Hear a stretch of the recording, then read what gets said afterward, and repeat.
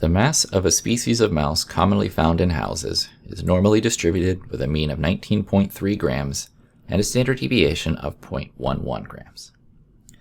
What's the probability that a randomly chosen mouse has a mass of less than 19.17 grams? So, to start, the first thing that I notice is that I have a set of data that is normally distributed. And that's a big clue as to how I'm going to solve any problems related to this. Effectively, I'm going to be using either inverse norm or normal CDF to solve each of these. Now, the questions are what really gauge that. So the first is asking for a probability.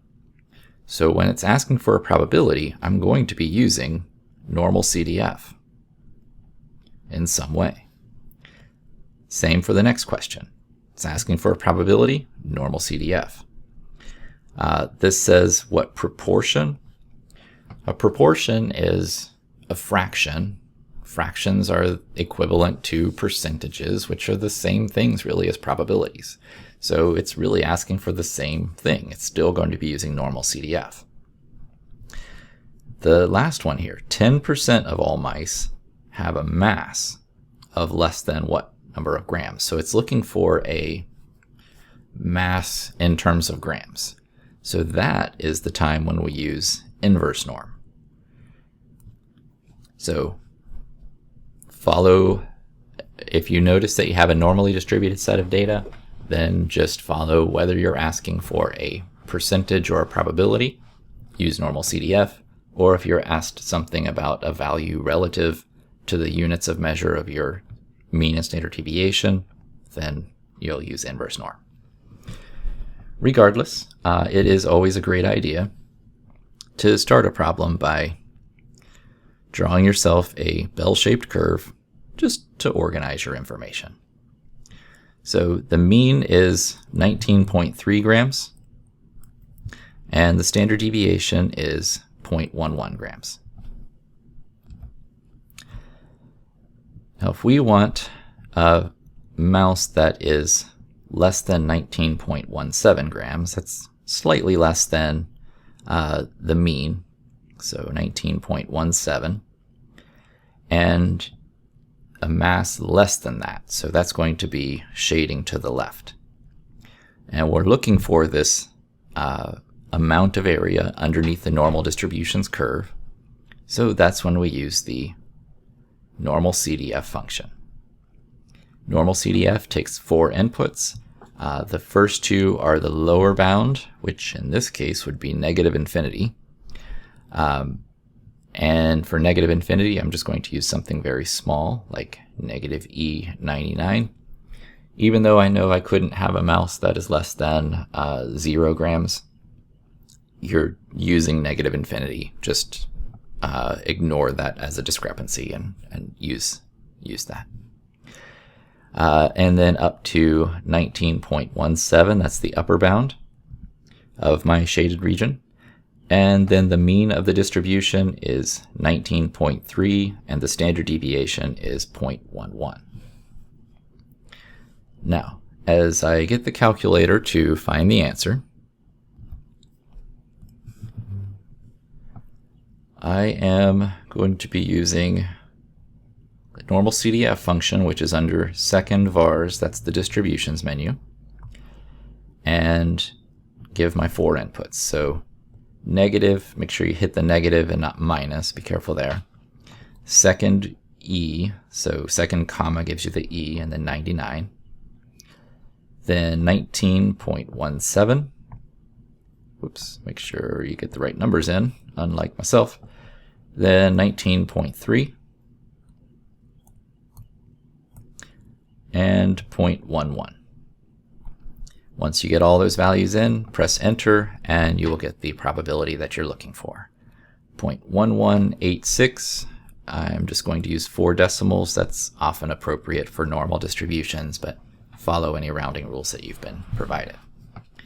Now, some of you may have seen a menu as you went through that process, and that's okay. Some of the later models give a menu when you use some of your functions. And those menus are just there to help you remember what the inputs are to your functions. So for normal CDF, you need 4 inputs. The lower bound of your shaded region, this one's already set to -infinity, so I'll leave that.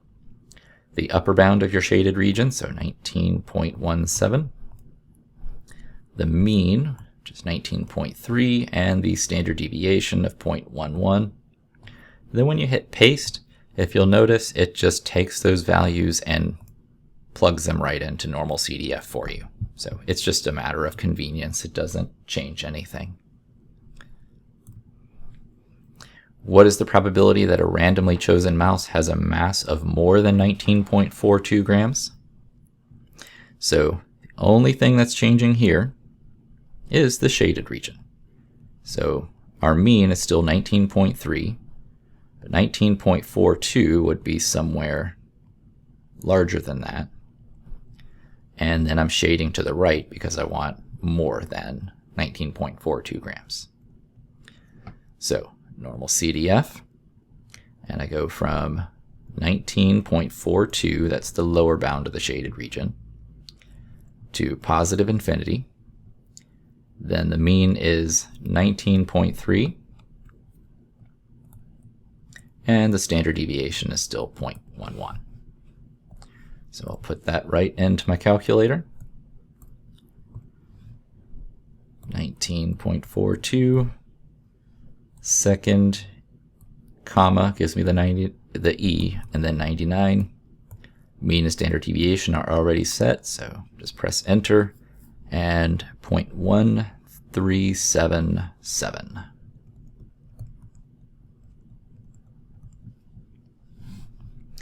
What proportion of mice have a mass between 19.21 and 19.38 grams? So again, not much difference here. Still using normal distribution. 19.21 is somewhere, actually that's less than the mean. Mean was 19.3, so 19.21 somewhere less than the mean. 18.38 somewhere higher than the mean. It doesn't really much matter, as long as you have a visual cue to help you remember the order of inputs to the normal CDF function. So it's the lower bound of your shaded region, the upper bound of your shaded region, the mean, and the standard deviation. So normal CDF, 19.21, 19.38. The mean and standard deviation are still the same, so 0.5598.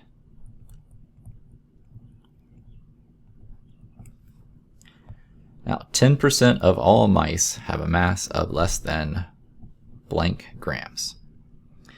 So we still have a normally distributed set of data. The mean is still 19.3 and the standard deviation is still 0.11.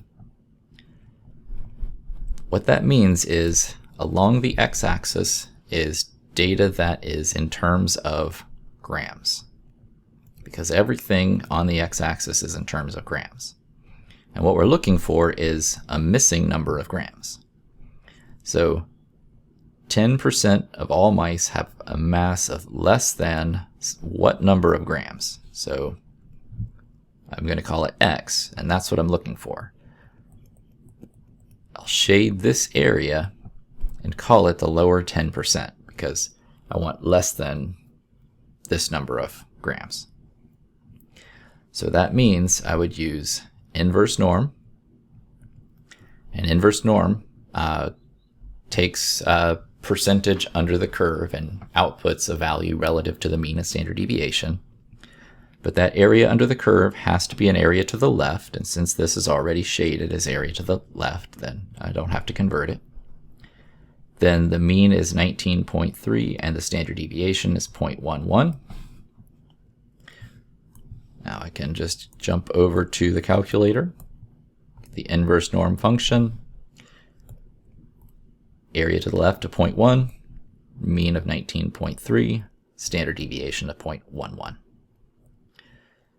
That gives me 19.2.